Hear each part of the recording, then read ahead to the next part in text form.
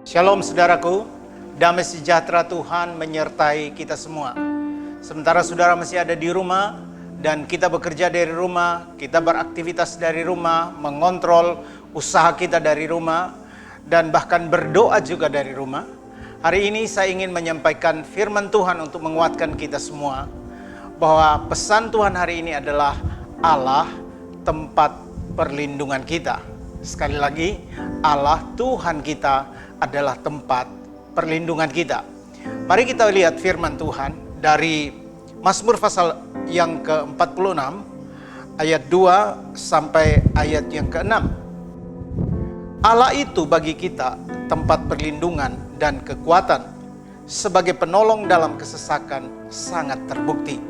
Sebab itu kita tidak akan takut sekalipun bumi berubah, sekalipun gunung-gunung goncang di dalam laut, sekalipun ribut dan berbuih airnya, sekalipun gunung-gunung goyah oleh geloranya. Kota Allah, kediaman yang maha tinggi, disukakan oleh aliran-aliran sebuah sungai. Allah ada di dalamnya. Kota itu tidak akan goncang. Allah akan menolong menjelang pagi.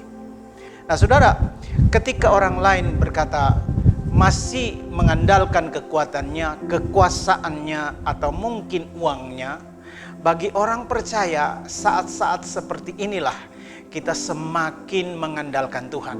Karena dialah tempat sandaran kita, dialah sumber kekuatan kita, dari dialah, dari Tuhanlah datang pertolongan dan mujizat. Amin.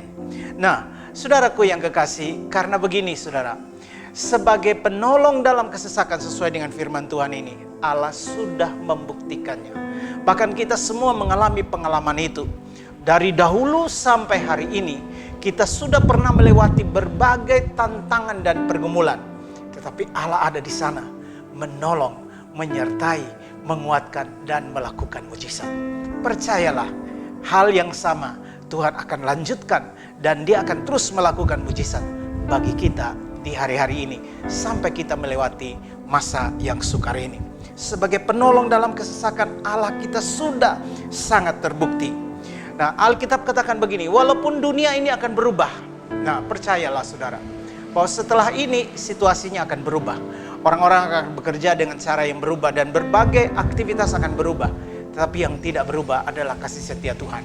Yang tidak berubah adalah mujizatnya. Yang tidak berubah adalah pertolongan dan pembelaannya. Karena itu mari kita terus andalkan Tuhan. Mari kita terus sandarkan harapan kita hanya kepada Tuhan. Karena pada Allah saja kekuatan, pada Allah saja keselamatan kita.